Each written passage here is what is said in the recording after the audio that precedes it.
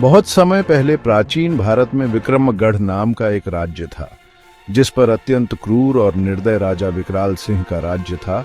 राजा हर दिन एक नई लड़की से विवाह करता और दूसरे ही दिन अपनी उस नव विवाहिता पत्नी को फांसी पर लटका देता।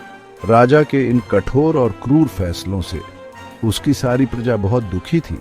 राजा के मंत्री और दरबारी भी उससे बहुत दुखी थे, पर उनकी इतनी मजाल नहीं थी कि वह राजा के सामने अपनी नाराजगी जाहिर कर पाते या उसे समझाने का प्रयास करते। पूरे राज्य में एक अजीब से भय के माहौल के साथ एक सन्नाटा पसरा रहता। आइए पूरी कहानी सुनते हैं। कहानी। प्राचीन भारत में एक राज्य था, विक्रमगढ़। यह राज्य अपनी समृद्धि और खुशहाली के लिए जाना जाता था।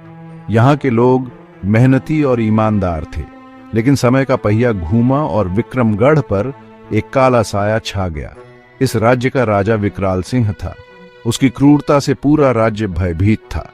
लोग सूरज ढलने के बाद अपने घरों से बाहर निकलने से डरते थे। हर दिन एक नई त्रासदी का गवाह बनता था। विक्रमगढ़ की हवा में चीखें गूंजती थीं, लेकिन कोई भी राजा के खिलाफ आवाज उठाने की हिम्मत नहीं करता था। विक्रमगढ़ की शुरुआत बहुत ही शानदार थी। चारों ओर हरियाली और खुशहाली का माहौल था। किसान अपने खेतों में मेहनत करते थे और बाजार में रौनक रहती थी। लोग एक दूसरे की मदद करते थे और हर कोई खुशहाल जीवन जीता था। यहाँ के लोग बहुत ही मेहनती और ईमानदार थे। वे एक दूसरे के साथ मिलकर काम करते थे और हर किसी की मदद के लिए तैयार रहते थे। गांव में हंसी खुशी का माहौल था और हर कोई एक दूसरे के साथ मिलजुल कर रहता था। लेकिन समय का पहिया घूमा और विक्रमगढ़ पर एक काला साया छा गया। अचानक से सब कुछ बदल गया। आसमान में काले बादल छा गए और गांव में डर का माहौल बन गया। लोग अब पहले की तरह खुश नहीं थे और हर किसी के चेहरे पर चिंता की लकीरें साफ दिखाई देती थीं। इस राज्य का राजा विकराल सिंह था। वह बहुत ही क्रूर और निर्दयी था। उसकी क्रूरता से पूरा राज्य भयभीत था। वह अपने लोगों पर अत्याचार करता था और किसी को भी नहीं बख्शता था।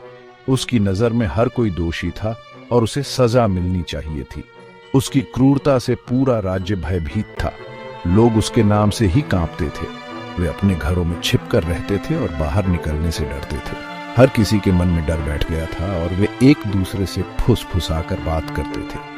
लोग सूरज ढलने के बाद अपने घरों से बाहर निकलने से डरते थे। शाम होते ही गांव की गलियां सुनसान हो जाती थी।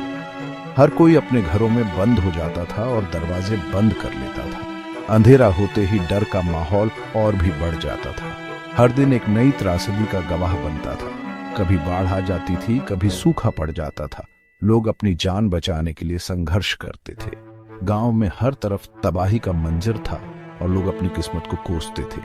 विक्रमगढ़ की हवा में चीखें गूंजती थी, लेकिन कोई भी राजा के खिलाफ आवाज उठाने की हिम्मत नहीं करता था। लोग अपने घरों में बंद होकर भगवान से प्रार्थना करते थे कि यह बुरा समय जल्द ही खत्म हो जाए। लेकिन राजा विकराल सिंह की क्रूरता के आगे हर कोई बेबस था। विक्रमगढ़ की कहानी एक ऐसी कहानी है जो हमें सिखाती है कि डर और अत्याचार के साये में जीना कितना कठिन होता है। राजा विकराल सिंह एक निर्दयी और क्रूर शासक था। उसका दिल पत्थर का बना हुआ था। उसे किसी की भावनाओं की परवाह नहीं थी। राजा हर दिन एक नई लड़की से शादी करता था। अगली सुबह उस बेचारी को फांसी पर लटका दिया जाता था। किसी को नहीं पता था कि राजा ऐसा क्यों करता था। लोग बस इतना जानते थे कि राजा विकराल सिंह एक राक्षस है जो उनके जीवन को नरक बना रहा है। राज्य से दूर एक छोटे से गांव में एक महान जादूगर रहता था। उसका नाम था विश्वकर्मा। उसकी एक बेटी थी, सुदर्शना। सुदर्शना बेहद सुंदर थी, लेकिन उसकी सुंदरता से भी बढ़कर उसकी बुद्धिमत्ता और करुणा थी। वह विक्रमगढ़ की दुर्दशा के बारे में जानती थी। एक दिन सुदर्शना ने अपने पिता से कहा, पिताजी, मुझे विक्रमगढ़ जाना है। मुझे राजा विकराल सिंह से शादी करनी है। विश्वकर्मा अपनी बेटी के फैसले से हैरान थे। सुदर्शना, तुम पागल हो गई हो। राजा विकराल सिंह एक राक्षस है। वह तुम्हें भी मार डालेगा। पिताजी, मुझे पता है मैं क्या कर रही हूं। मुझे विश्वास है कि मैं राजा का दिल बदल सकती हूं। सुदर्शना ने दृढ़ता से कहा। विश्वकर्मा अपनी बेटी के साहस और करुणा को देखकर गर्व महसूस कर रहे थे। उन्होंने सुदर्शना को आशीर्वाद दिया और उसे विक्रमगढ़ भेज दिया। राजा विकराल सिंह की क्रूरता के पीछे एक दुखद कहानी थी। उसकी पहली पत्नी रानी रूपवती बेहद सुंदर और दयालु थी। राजा रूपवती से बेहद प्यार करता था, लेकिन एक दिन रूपवती की रहस्यमय परिस्थितियों में मृत्यु हो गई। राजा विकराल सिंह इस सदमे को सहन नहीं कर सका। उसका दिल टूट गया और वह क्रूर हो गया। उसने कसम खाई कि वह किसी भी स्त्री को अपने दिल के करीब नहीं आने देगा। सुदर्शना विक्रमगढ़ पहुंची और राजा के सामने पेश हुई। उसने राजा से शादी करने की इच्छा जताई। राजा विकराल सिंह सुदर्शना की सुंदरता और साहस को देखकर हैरान रह गया। उसने सुदर्शना से शादी करने का फैसला किया। शहर में यह खबर जंगल की आग की तरह फैल गई। लोग सुदर्शना के लिए प्रार्थना कर रहे थे। शादी के बाद सुदर्शना को राजा के कक्ष में ले जाया गया। वह एक भव्य महल के गलियारों से गुजरते हुए अपने दिल में कई सवाल और आशंकाएं लिए हुए थी। उसकी आंखों में एक अजीब सी चमक थी, जैसे वह किसी बड़े निर्णय के लिए तैयार हो रही हो। राजा हमेशा की तरह क्रोधित और उदासीन था। उसकी आंखों में एक गहरी उदासी और निराशा थी, जैसे वह किसी पुराने घाव को सहला रहा हो। महल के सभी लोग राजा के इस स्वभाव से परिचित थे और उससे डरते थे। सुदर्शना जानती थी कि उसे राजा का दिल जीतने के लिए उसे कुछ अलग करना होगा। वह सोच में डूबी हुई थी, अपने मन में कई योजनाएं बना रही थी। उसे पता था कि राजा को खुश करना आसान नहीं होगा, लेकिन वह हार मानने वालों में से नहीं थी। उसने राजा से कहा, महाराज, मैं आपको एक कहानी सुनाना चाहती हूँ। उसकी आवाज में एक अजीब सी मिठास और आत्मविश्वास था, जिसने राजा का ध्यान खींचा। राजा ने उसकी ओर देखा। उसकी आंखों में एक सवाल था। राजा ने तंज कसते हुए कहा, कहानी? क्या तुम मुझे बच्चा समझती हो? उसकी आवाज में एक तीखा व्यंग्य था, जैसे वह सुदर्शना की बातों को गंभीरता से नहीं ले रहा हो। लेकिन सुदर्शना ने हार नहीं मानी। सुदर्शना ने शांत स्वर में कहा, यह कोई साधारण कहानी नहीं है महाराज। यह कहानी आपके दिल को छू जाएगी और आपको एक नई दृष्टि देगी। उसकी आवाज में एक अजीब सी दृढ़ता थी, जिसने राजा को सोचने पर मजबूर कर दिया। यह एक ऐसे व्यापारी और एक दैत्य की कहानी है। यह कहानी साहस, प्रेम और बलिदान की है। यह कहानी आपको यह सिखाएगी कि सच्चा प्रेम और साहस किसी भी बाधा को पार कर सकता है। सुदर्शना ने अपनी कहानी शुरू की और राजा ध्यान से सुनने लगा। उसकी आंखों में एक नई चमक थी।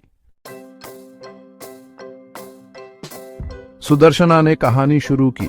एक बार की बात है, एक व्यापारी था जो जंगल से गुजर रहा था। तभी उसका सामना एक भयानक दैत्य से हुआ। दैत्य ने व्यापारी को मारने ही वाला था कि व्यापारी ने उसे एक जादुई हार दिखाया। हार में प्रेम और करुणा की शक्ति थी। हार की रोशनी देखकर दैत्य का गुस्सा शांत हो गया। उसने व्यापारी को जाने दिया और खुद भी अच्छाई के रास्ते पर चलने लगा। सुदर्शना ने कहानी खत्म की और राजा की आंखों में देखा। उसकी आंखों में एक चमक थी, जैसे उसने राजा के दिल में कुछ बदलते हुए देखा हो। उसने महसूस किया कि उसकी बातों ने राजा के दिल को छू लिया है। राजा विकराल सिंह की आंखों में पहली बार पश्चाताप और उदासी दिखाई दे रही थी। वह अपने जीवन के उन पलों को याद कर रहा था जब उसने गलत फैसले लिए थे। उसकी आंखों में एक गहरी सोच थी, जैसे वह अपने अतीत को फिर से जी रहा हो। सुदर्शना ने धीरे से कहा, महाराज, हर किसी के दिल में अच्छाई होती है। हमें बस उसे पहचानने और जगाने की जरूरत होती है। आपकी शक्ति और सामर्थ्य में भी एक कोमलता है, जिसे आपने शायद कभी महसूस नहीं किया। हमें बस उसे जगाने की जरूरत होती है। यह जीवन का सबसे बड़ा सत्य है कि हर इंसान के भीतर अच्छाई छिपी होती है। कभी कभी हमें बस किसी की जरूरत होती है जो हमें हमारी अच्छाई दिखा सके। राजा विकराल सिंह को अपनी गलतियों का एहसास हुआ। उसने महसूस किया कि उसने अपने जीवन में कई गलतियां की हैं, लेकिन अब वह उन्हें सुधार सकता है। उसकी आंखों में एक नई उम्मीद की किरण थी। उसने रानी रूपवती की याद में खुद को खो दिया था। उसकी यादें उसे हमेशा परेशान करती थीं, लेकिन अब उसे समझ में आया कि उसे आगे बढ़ना होगा। उसने अपने दिल में एक नई शुरुआत की उम्मीद जगाई। लेकिन सुदर्शना की कहानी ने उसे एहसास दिलाया कि उसे अतीत से बाहर निकलना होगा। उसने महसूस किया कि जीवन में आगे बढ़ने के लिए उसे अपने अतीत को छोड़ना होगा और एक नई दिशा में कदम बढ़ाना होगा। सुदर्शना की बातों ने उसके दिल में एक नई रोशनी जगा दी थी। अगली सुबह राजा ने घोषणा की कि वह अब और किसी भी लड़की से शादी नहीं करेगा। उसने अपनी गलतियों के लिए माफी मांगी और लोगों से वादा किया कि वह एक न्यायप्रिय और दयालु शासक बनेगा। विक्रमगढ़ में खुशियां लौट आईं। सुदर्शना की बुद्धिमत्ता और करुणा ने राजा विकराल सिंह का दिल बदल दिया था। यह कहानी हमें सिखाती है कि प्रेम और नैतिकता की शक्ति सबसे बड़ी होती है। ये बुराई को भी अच्छाई में बदल सकती है। आपको ये कहानी कैसी लगी हमें कमेंट में बताइए।